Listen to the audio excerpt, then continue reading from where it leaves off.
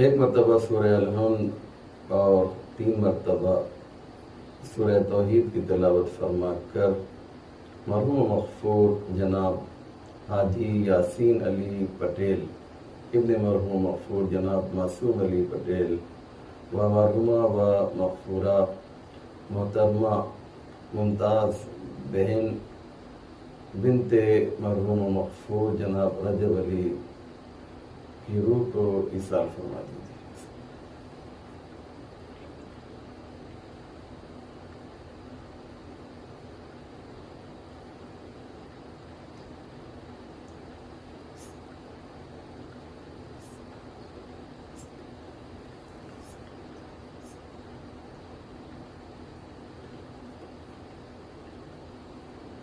لا حول ولا قوة إلا بالله العلي العظيم حسبنا الله ونعم الوكيل نعم المولى ونعم النصير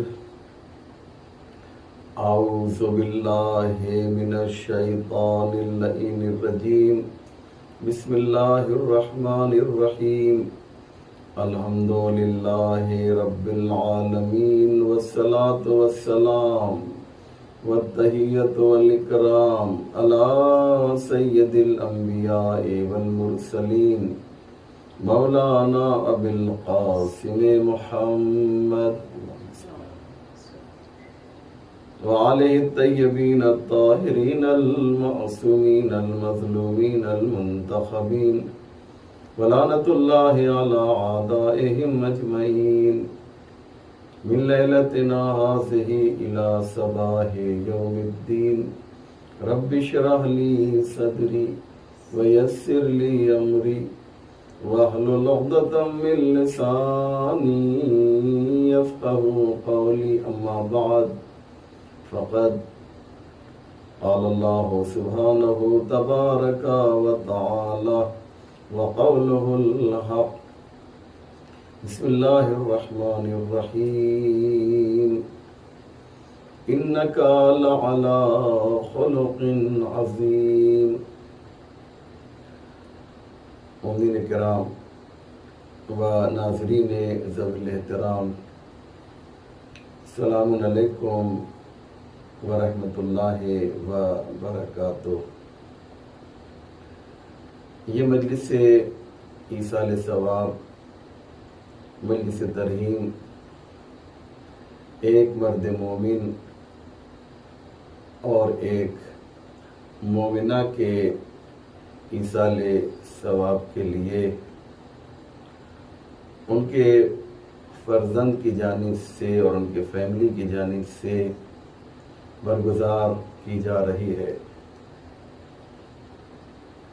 کیونکہ مجلس بعنوان مجلس ترحیم ہے، اس لیے مجلس کی مناسبت کو سامنے رکھتے ہوئے کچھ امپورٹنٹ اور اہم عرائض، نکات، پوائنٹس آپ کی خدمت عالیہ میں پیش کرنا چاہتا ہوں،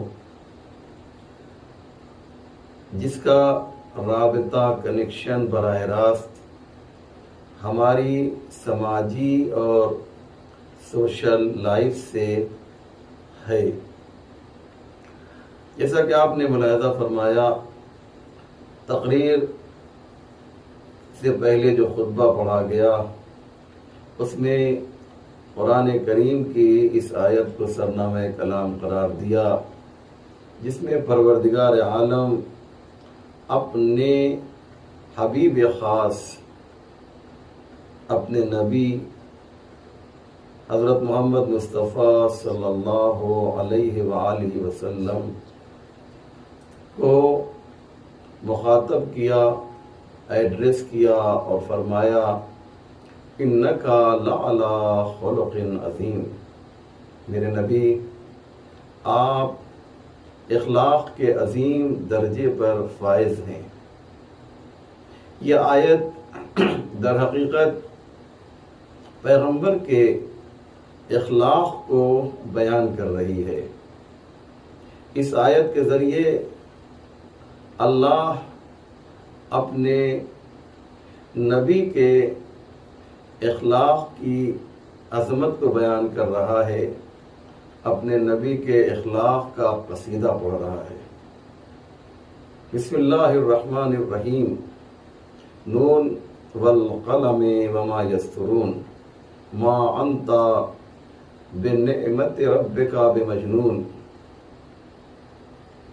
یہ انداز ہے پروردگار کا کہ وہ اعلان کر رہا ہے کہ آپ خدا کے فضل و کرم سے مجنون نہیں ہیں۔ ما انت بنعمت ربک بمجنون، اور اس کے بعد آیت یہاں پر آتی ہے کہ انک لعلی خلق عظیم، میرے نبی آپ اخلاق کے عظیم درجے پر فائز ہیں۔ یعنی کیا مقصد؟ پروردگار اعلان کر رہا ہے کہ ما انت بنعمت ربک بمجنون، آپ اللہ کے فضل سے مجنون نہیں ہیں۔ اور اس کے بعد فوراً کہتا ہے پروردگار کہ آپ کو اخلاق کا عظیم میڈل دیا جا رہا ہے۔ یہ دونوں میں کیا ربط ہے؟ یاد رکھیے گا، بہت ربط ہے۔ میں چاہتا یہ ہوں کہ آپ حضرات جو اس وقت مجھے دیکھ رہے ہیں اسکرین کے اوپر، پوری توجہ کریں، شاید کوئی بات میں آپ تک پہنچا سکوں کہ ایک طرف خدا یہ کہہ رہا ہے کہ آپ مجنون اور دیوانے نہیں ہیں، اور فوراً کہتا ہے کہ آپ کو ہم اخلاق کا میڈل دیتے ہیں۔ وجہ کیا ہے؟ وجہ یہ ہے کہ جب پیغمبر نے تبلیغ کی تو پیغمبر کو دیوانہ کہا گیا۔ یہ بات جو میں کہہ رہا ہوں بہت امپورٹنٹ ہے، توجہ کے ساتھ سماعت فرمائیں گے۔ پیغمبر کو دیوانہ کہا گیا، پیغمبر کو مجنون کہا گیا۔ پیغمبر ہے کون؟ پہلے یہ سمجھیے، پیغمبر عقل کل ہیں۔ پیغمبر وہ ہیں کہ جن کے طفیل میں عقل پیدا کی گئی۔ پیغمبر اسلام وہ ہیں کہ جن کے در پہ عقل سجدہ ریز ہوتی ہے۔ پیغمبر وہ ہیں کہ جنہیں عقل سلام کرتی ہے۔ اب آپ نے پہچانا پیغمبر کون ہے؟ یہ نبی، یہ پیغمبر، جب انہیں لوگ مجنون کہتے تھے تو ان کا اخلاق حمیدہ ایسا تھا کہ یہ جواب میں یہ نہیں کہتے تھے کہ میں مجنون نہیں ہوں۔ مجھے ایک ٹھیک ٹھاک آدمی کو کوئی پاگل کہے تو کم سے کم وہ اتنا تو جواب دے سکتا ہے کہ بھائی ہم پاگل نہیں ہیں، یا کبھی اور زیادہ ناراض ہوا تو اس نے کہا بھائی ہم پاگل نہیں ہیں، تم ٹھیک ٹھاک آدمی کو پاگل کہہ رہے ہو، تمہارے دماغ پہ مجھے شک ہو رہا ہے۔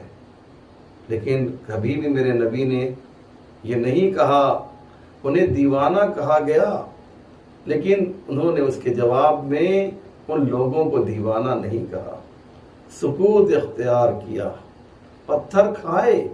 جب پتھر پیغمبر کے جسم مبارک پر لگتا تھا تو پیغمبر بد دعا نہیں دیتے تھے، کہتے تھے اللہم اہد قومی فإنہم لا یعلمون، میرے پروردگار ان کی ہدایت کر دے کیونکہ یہ جانتے نہیں ہیں۔ آپ نے اندازہ لگایا؟ ایسا انسان آپ کو ملے گا کہ جسے دیوانہ اور پاگل کہا جائے وہ سکوت اختیار کرے؟ اللہ نے کہا اسے اخلاق کہا جاتا ہے۔ میرے نبی، آپ نے مکے کی گلیوں میں جو اخلاق پیش کیا ہے اس کا کوئی جواب نہیں ہے۔ انک لعلی خلق عظیم۔ میں پھر عرض کر دوں ایک بات اسی ذیل میں، پیغمبر جیسی نماز کس نے نماز پڑھی ہوگی؟ پیغمبر جیسا روزہ کس نے رکھا ہوگا؟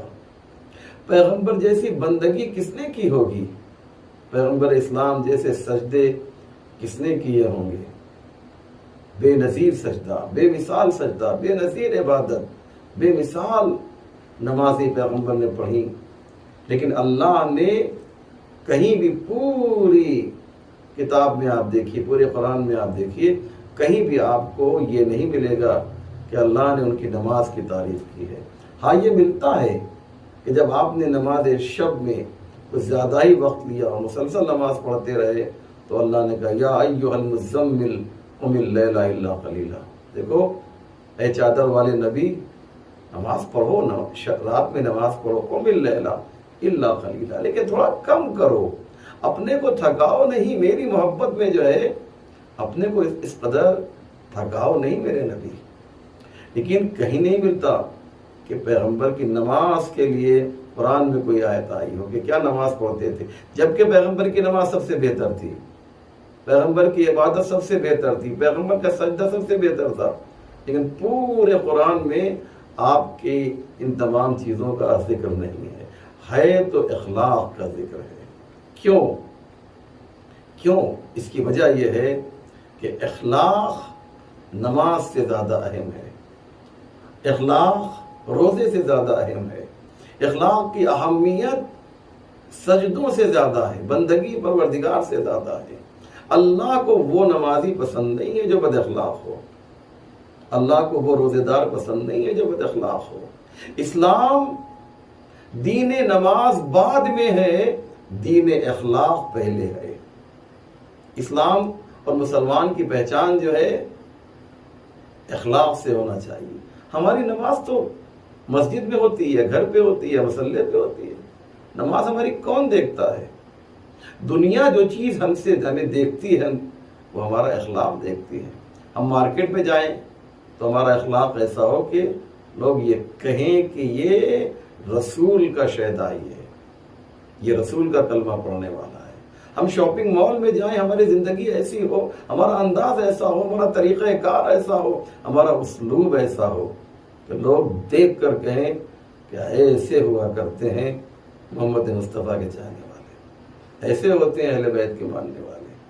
نماز کا تعلق اللہ سے ہے، اخلاق کا تعلق پوری دنیا سے ہے، لہذا پروردگار چاہتا ہے کہ ہمارے اخلاق بہتر ہوں۔ میں ایک حدیث پڑھوں، بہت خوبصورت حدیث ہے۔ آپ سے ایک سوال کرتا ہوں، اگر پیغمبر سے پوچھا جائے، آپ مجھے جواب دیجیے، جلدی سے جواب دیجیے، کہ پیغمبر سے اگر پوچھا جائے کہ یا رسول اللہ آپ عالم انوار سے، عالم لاہوت سے اس کرۂ خاکی پر کیوں آئے، تو میں آپ سے پوچھ رہا ہوں پیغمبر کا جواب کیا ہونا چاہیے؟ ہو سکتا ہے آپ کہیں پیغمبر یہ کہیں کہ صاحب میں اس لیے تمہارے درمیان نورانی عالم کو چھوڑ کر اس خاکی عالم میں اس لیے آیا ہوں تاکہ مثلا قرآن کی آیتوں کو پیش کر سکوں، اسلام کے قوانین کو پیش کر سکوں، نماز کے احکام کو بیان کر سکوں۔ نہیں، کچھ نہیں کہا، نہ اسلام کا تذکرہ، نہ نماز کا تذکرہ، نہ قرآن کا تذکرہ، نہ قرآن کی آیتوں کی تلاوت کا ذکر، کچھ نہیں کیا پیغمبر نے۔ ان سے پوچھا گیا یا رسول اللہ کیوں آئے ہیں آپ ہمارے درمیان؟ آپ اتنے خوبصورت عالم کو چھوڑ کر، اس عالم ملکوت کو چھوڑ کر آپ اس خاکی عالم میں آئے ہیں، کس لیے آئے ہیں؟ مجھے بتائیں گے، ہمیں بتائیں گے یا رسول اللہ؟ تو رسول اللہ خدا نے کیا جواب دیا، سنیے اور اس پر عمل کیجیے۔ بہت ہی حسین جواب، کیا خوبصورت جواب، اور یہیں سے اسلام کی عظمت سمجھ میں آتی ہے۔ پیغمبر نے فرمایا جانتے ہو کس لیے آئے ہیں؟ وہ اس تو لأتمم مکارم الاخلاق، اللہ اکبر، میں اس لیے آیا ہوں، اس کائنات میں اس لیے آیا ہوں، تمہارے درمیان اس لیے آیا ہوں تاکہ بہترین اخلاق تمہارے درمیان پیش کر سکوں۔ پیغمبر نماز کا ذکر نہیں کر رہے ہیں، اخلاق کا ذکر کر رہے ہیں۔ حسن اخلاق ہونا چاہیے۔ اخلاق اس لیے یہ ہمارے لیے بہت ہی امپورٹنٹ ہے، ہمارے لیے بہت ہی اہم ہے کہ ہم اس کو سمجھیں۔ ایک حدیث سنیے، اخلاق کا فائدہ دنیا میں بھی ہے۔ چھٹے امام جعفر صادق علیہ الصلوۃ والسلام، اللہم صلی علی محمد، ارشاد فرماتے ہیں کہ حسن الخلق یزید فی الرزق، بہترین اخلاق تمہارے رزق میں اضافے کا سبب بنتا ہے۔ اچھے اخلاق والا انسان اس کی روزی میں اضافہ ہوتا ہے۔ میری بات آپ تک پہنچ رہی نہیں پہنچ رہی ہے؟ پیغمبر کا اخلاق، اہل بیت کا اخلاق، ائمہ معصومین کا اخلاق، آپ جب ان کی زندگی کا مطالعہ کریں گے تو ایسے اخلاق کے نمونے آپ کو ملیں گے اہل بیت کے گھرانے میں کہ ہم اور آپ تصور بھی نہیں کر سکتے۔ ابو طفیل ناقل ہیں، مولا علی کے چاہنے والے ہیں۔ بہار الانوار میں علامہ مجلسی نے ان کے ذریعے سے، ان کے توسط سے روایتیں اور حدیثیں میں نقل کی ہیں۔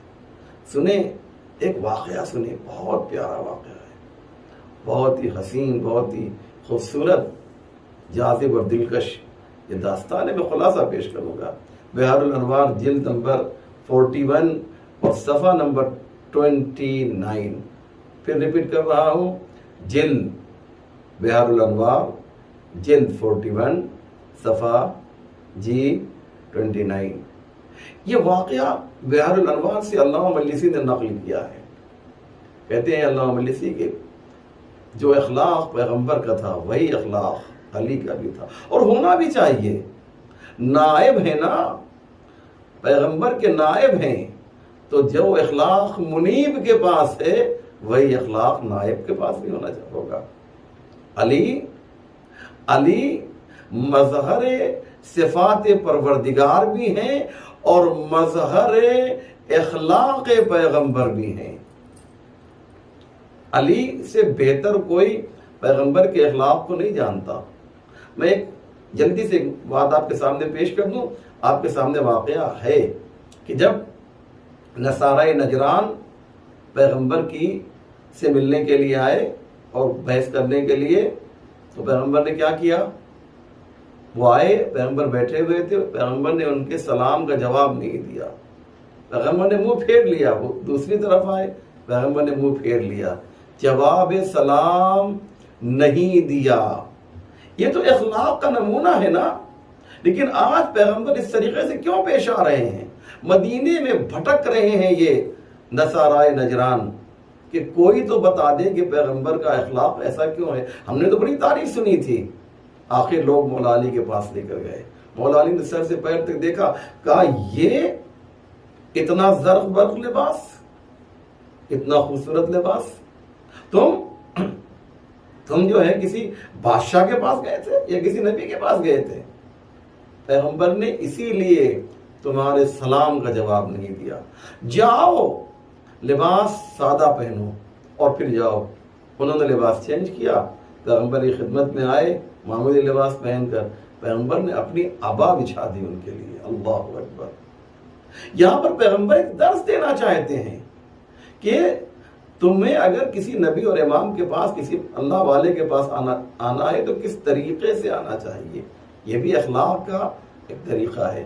اب انصاف سے بتائیے کہ اگر یہ لوگ مولا علی کے پاس نہ جاتے اور نصارہ نجران واپس چلے جاتے تو یہ کیا کہتے اور دنیا کیا کہتی کہ مسلمانوں کا نبی جو ہے معاذ اللہ بڑا بد اخلاق ہے، وہ سلام کا جواب نہیں دیتا ہے۔ تو اب مجھے کہنے دیجئے کہ علی فقط محافظ شریعت پیغمبر نہیں ہیں بلکہ محافظ اخلاق پیغمبر بھی ہیں۔ اللہ اکبر، محافظ اخلاق پیغمبر بھی ہیں۔ تو علی جیسا اخلاق پیغمبر کا، ویسا ہی اخلاق جو ہے کس کا ہے؟ حضرت علی کا بھی ہے۔ میں آپ کو ایک واقعہ اور سناتا ہوں۔ علامہ مجلسی کی یہ بات جو میں آپ کے سامنے پیش کروں گا، لیکن ایک واقعہ اور سن لیجئے۔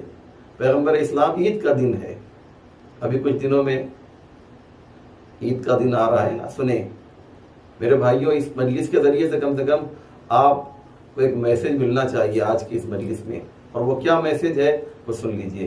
پیغمبر ایک راستے سے گزر رہے ہیں، مدینے کی بات ہے یہ، ایک راستے سے گزر رہے ہیں، دیکھا کچھ بچے ہیں جو کھیل رہے ہیں، اور کنارے ایک بچہ ہے جو چھوٹا سا بچہ ہے جو رو رہا ہے۔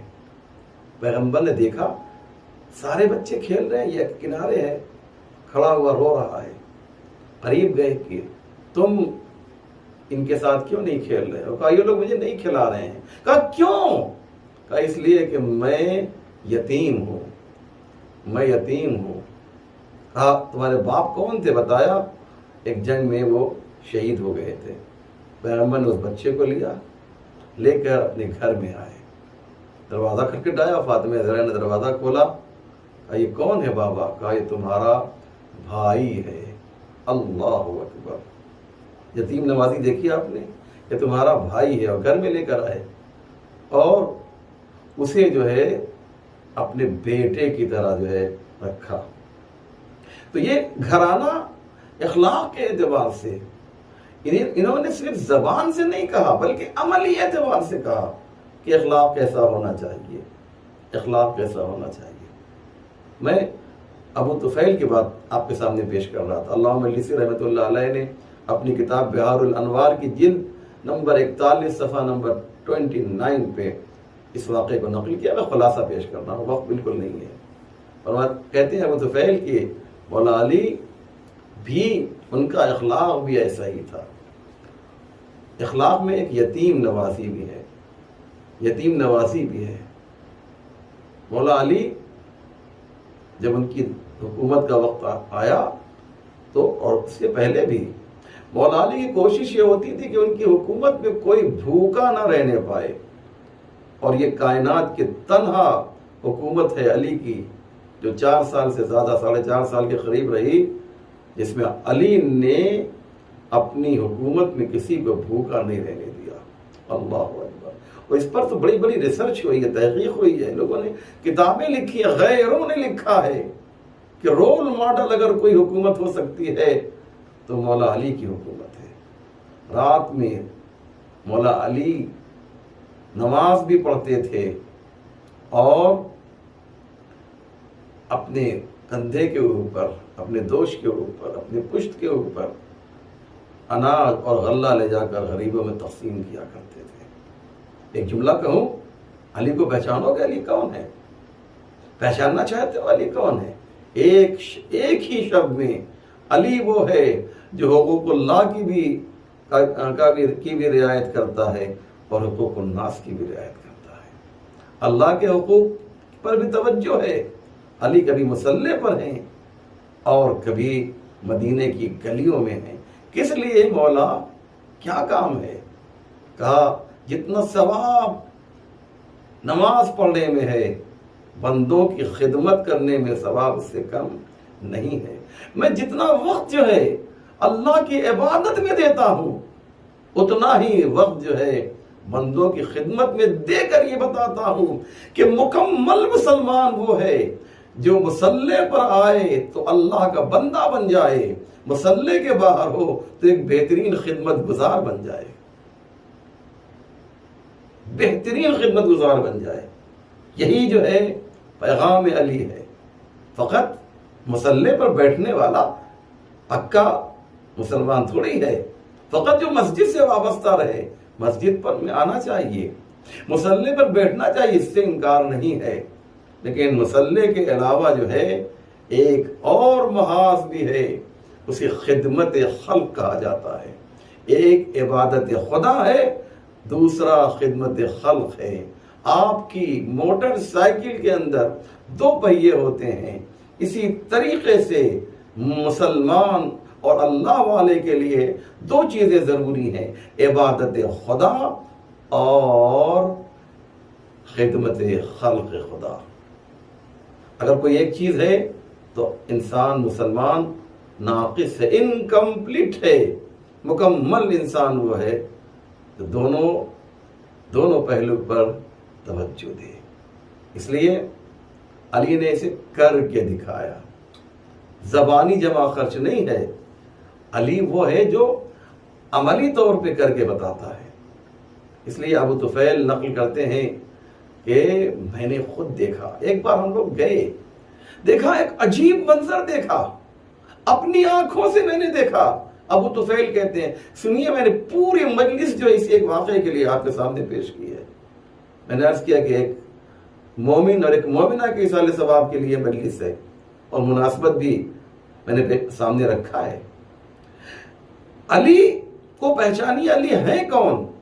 علی فقط مصلح کا جو ہے عابد نہیں ہے، بلکہ خدمت خلق بھی علی کے اندر اتنی ہی پائی جاتی ہے جیسی عبادت خدا اس کے اندر ہے.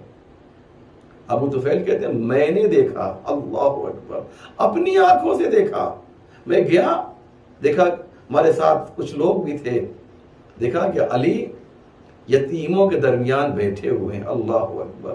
وہ غذا جو علی خود نہیں کھاتے، اس سے کہیں بہتر غذا، بہترین غذا جو ہے علی نے فراہم کیا ہے. ان کا زمانہ حکومت ہے، ظاہری حکومت ہے علی کی. اور یتیموں کو جو ہے بیٹھ کر دسترخوان بچھا کر علی جو ہے نہایت ہی رافت و مہربانی و پیار کے ساتھ ان یتیم بچوں کو علی لقمہ بنا کر جو ہے اپنے ہاتھوں سے کھلا رہے ہیں. کون ہوگا علی جیسا؟ کہہ لینا بڑا آسان ہے. علی جیسا کون ہوگا؟ ابو طفیل کہتے ہیں، بس اسی جملے کے لیے رحمت دی ہے. پوری مجلس کا نچوڑ اس جملے میں ہے جو ابو طفیل کا ہے. ابو طفیل کہتے ہیں ہم میں سے ایک صحابی نے کیا پیاری بات کہی. کہا ہم نے جب یہ منظر دیکھا کہ علی اتنی خوبصورتی کے ساتھ، اتنے پیار کے ساتھ، اتنے محبت کے ساتھ یتیم کو جو ہے، یتیموں کو کھانا کھلا رہے ہیں اور بہترین کھانا کھلا رہے ہیں، اور وہ اپنے ہاتھ سے لقمہ جو ہے ان کے منہ میں ڈال رہے ہیں، تو ہم میں سے ایک صحابی نے کہا، ایک چاہنے والے نے کہا کہ کاش آج ہم بھی یتیم ہوتے تو علی ہم سے بھی ایسی محبت کرتے. جملہ کہوں، جس کی حکومت میں عام انسان بھی یتیم ہونے کی تمنا کرے، سوچئے علی کس طریقے سے یتیم نوازی کرتے تھے، کس طریقے سے یتیموں سے علی جو ہے محبت کرتے تھے. اس لیے یہ اخلاق ہے، یہ اخلاق ہے. اور ظاہر سی بات ہے کہ خدا کی نگاہ میں عابد سے زیادہ با اخلاق انسان کی اہمیت ہے. اس لیے میں نے حدیث آیت آپ کے سامنے پڑھی کہ انکا لعلی خلق عظیم. ایک بات اور میں پیش کر دوں، میرا وقت تقریباً ختم ہو گیا ہے، لیکن مجھے ایک بات پیش کرنے دیجیے، اور وہ یہ ہے کہ قرآن میں یہ واقعہ تفصیل سے میں اشارہ کرنا چاہتا ہوں. اللہ نے فرعون کے دربار میں جناب موسیٰ کو اور جناب ہارون کو بھیجا، اور کیا کہا؟ قرآن نے نقل کیا ہے بالکل وہی انداز. اللہ کہتا ہے اذهبا الى فرعون انه طغى. دیکھو فرعون کے پاس جاؤ. کس سے کہا؟ موسیٰ سے کہا اور ہارون سے کہا اذهبا الى فرعون انه طغى. لیکن جب جاؤ اس کے دربار میں تو فقولا له قولا لینا لعله يتذکر او یخشی. دیکھو جب اس کے دربار میں جاؤ نا، تو جانے کے بعد اس سے نرمی سے بات کرو، پیار سے بات کرو، محبت سے بات کرو. یہ فرعون کون ہے؟ یہ دوست خدا ہے، دشمن خدا ہے. یہاں پر ایک عارف باللہ نے، ایک بغداد میں ایک جوان رہتا تھا جس کی عمر 18 سال تھی. اس نے اس آیت کے ذیل میں ایک جملہ کہا ہے، بہت پیارا جملہ ہے. جو مجلسی ہے وہ اس سے جو ہے اس کی عظمت کو سمجھیں گے، اس کے ڈیپ میں اتریں گے، جو لذت ہے اس کا احساس کریں گے. وہ عارف کہتا ہے قرآن میں یہ آیت بتاتی ہے کہ پروردگار اپنے دشمنوں سے بھی اخلاق سے پیش آنے کی بات کرتا ہے نا. کیا کہا؟ فقولا لہو قولا لینا لعلہ یتذکر او یخشی. دیکھو جب جاؤ نا موسیٰ اور ہارون تم دونوں، تو بہت پیار سے بات کرنا، نرمی سے بات کرنا. اے پروردگار تیرا دشمن ہے. اور فرعون کیا کہتا ہے؟ انا ربکم الاعلی. یہ عارف باللہ کا جملہ میرا نہیں ہے، یہ جو عارف باللہ یہ جوان کہتا ہے کہ فرعون کیا کہتا تھا؟ انا ربکم الاعلی، ربکم الاعلی یعنی بڑا خدا، میں تمہارا بڑا خدا ہوں، اعلی خدا ہوں، جو خود کو ربکم الاعلی کہہ رہا ہے، پروردگار اس سے نرمی سے پیش آنے کی بات کر رہا ہے۔ تو یہ عارف باللہ کہتا ہے کہ جو نماز میں سبحان ربی العالی و بحمدہ کہہ رہا ہو، سوچو کہ پروردگار اس سے کتنی محبت کرتا ہوگا۔ کیا پیاری بات ہے یہ، بہت ہی زبردست ہے یہ بات۔ اس لیے آپ دیکھیں کہ یہ دین فقط عبادات میں محدود نہیں ہے، بلکہ جب آپ توضیح المسائل دیکھیں گے تو اس میں عبادات کے ساتھ ساتھ معاملات پر بھی آپ کو مسائل شرعیہ نظر آئیں گے، اور ان کی تعداد بھی عبادات کے مقابلے میں بہت کم نہیں ہے۔ یہ اس لیے ہے تاکہ انسان جو ہے جس طریقے سے عبادی زندگی میں وہ مومن واقعی ہے، وہ سوشل لائف میں بھی، سماجی زندگی میں بھی اسے آگے آنا ہوگا۔ کامل مسلمان وہ ہے، مکمل مسلمان وہ ہے کہ جو اخلاق اور عبادت دونوں کو لے کر چلے۔ یہی ہماری تقریر کا خلاصہ ہے۔ چہرے پر مسکراہٹ ہونی چاہیے۔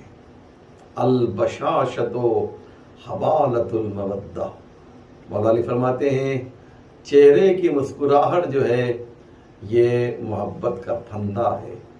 کیا مقصد؟ پھندے کا کام کیا ہوتا ہے؟ پھندا قتل کر دیتا ہے۔ تمہاری مسکراہٹ جو ہے سامنے والے کو قتل کر دے گی۔ یہ وہ قتل نہیں ہے کہ جسے جرائم کی دنیا میں استعمال کیا جاتا ہے، یہ وہ قتل ہے جسے محبتوں کی دنیا میں استعمال کیا جاتا ہے۔ تمہاری محبت جو ہے تمہیں سامنے والوں کی، تمہاری مسکراہٹ جو ہے وہ کیا ہے؟ قاتل بناؤ۔ البشاشۃ حبالۃ المودہ۔ یہ کب ہوگا؟ کہ جب ہم میں جو ہے اخلاق کا جذبہ پایا جائے گا۔ اسلام مرے ہوئے مرجھائے ہوئے چہرے کو پسند نہیں کرتا، مسکراتے ہوئے چہرے کو پسند کرتا ہے۔ تبسم الرجل فی وجہ اخیہ حسنہ، ایک مومن، یہ 5ویں امام کی حدیث ہے، ایک مومن دوسرے مومن کو دیکھ کر مسکرا دیتا ہے تو اس کے نام اعمال میں ایک نیکی لکھ دی جاتی ہے۔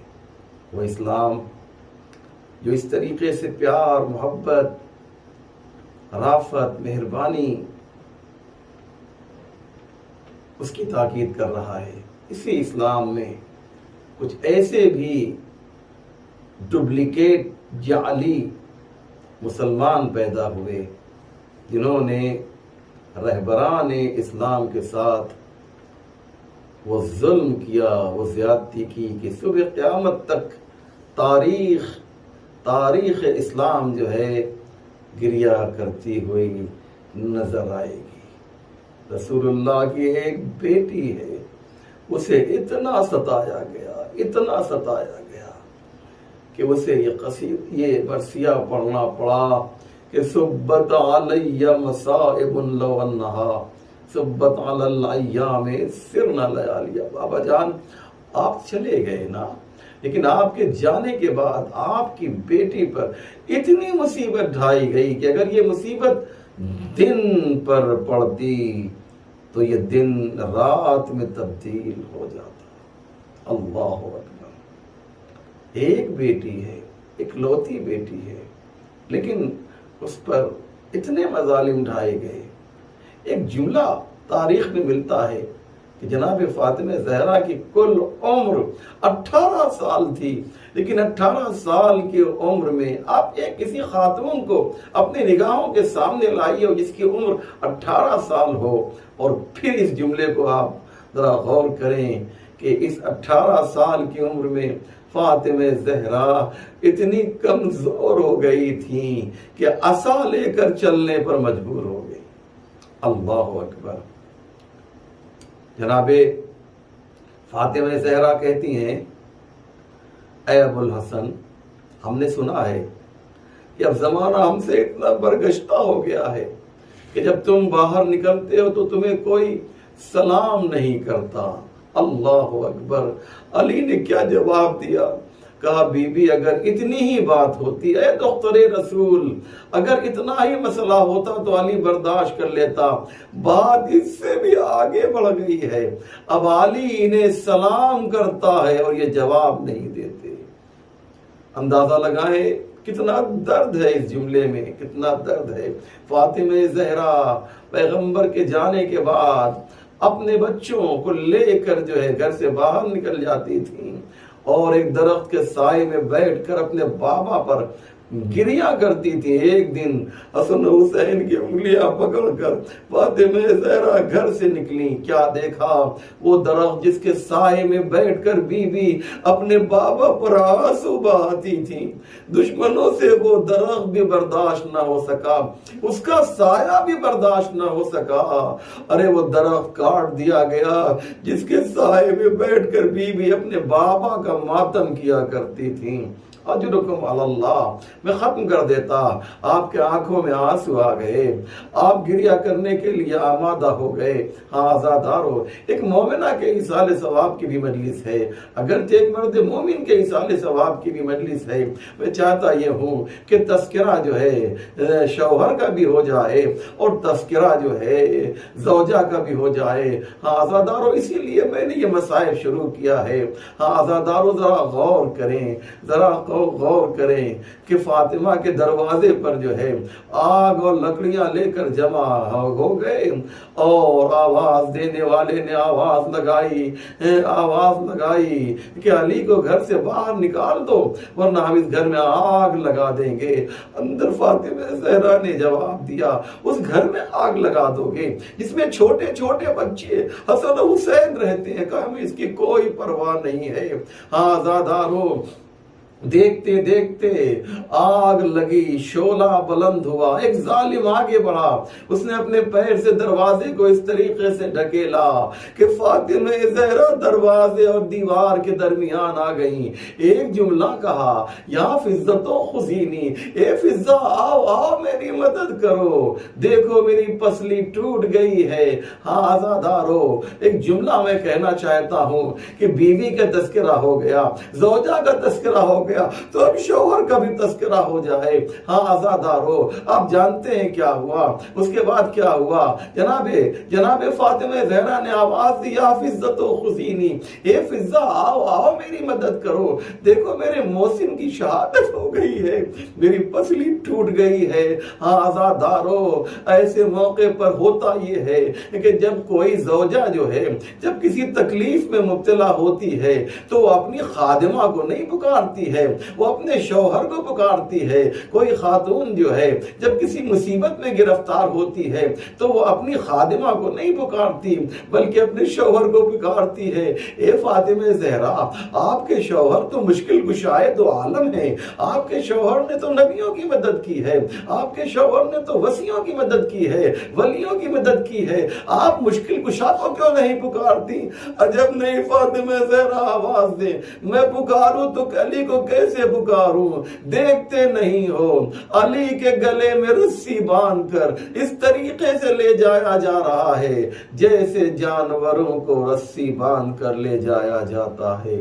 وَسَيَعْلَمُ الَّذِينَ ظَلَمُوا أَيَّ مُنقَلَبٍ يَنقَلِبُونَ إِنَّا لِلَّهِ وَإِنَّا إِلَيْهِ رَاجِعُونَ رِضًا بِقَضَائِهِ وَتَسْلِيمًا لِأَمْرِهِ اللهم بحق محمد وانت المحمود وبحق علی وانت العالی وبحق فاطمة وانت فاطر السماوات والارض وبحق الحسن وانت المحسن وبحق الحسین وانت قدیم الاحسان وبحق الائمة التسعة الطاہرین من ذریت الحسین علیہ السلام۔ یا اللہ، تجھے واسطہ محمد و آل محمد کا پروردگار ہمارے اس مختصر مگر اہم اعمال کو قبول فرما۔ جن مرحومین کے لیے مجلس منعقد کی گئی پروردگار انہیں جنت عالیہ فردوس میں جگہ عنایت فرما۔ جن لوگوں نے ہم سے اور آپ سے التماس دعا کہا ہے پروردگار ان کی دعاؤں کو مستجاب فرما۔ جن لوگوں نے یہ مجلس سنی ہے، جو مجلس سن رہے ہیں پروردگار ان پر اپنی رحمت خاص نازل فرما۔ علماء اعلام مراجع اعظام رہبر انقلاب کو طول عمر صحت کامل و موفقیت کامل عنایت فرما۔ امام زمانہ کے ظہور میں تعجیل فرما، ہم سب کو ان کے اعوان و انصار میں شمار فرما۔ ربنا تقبل منا انک انت السمیع العلیم۔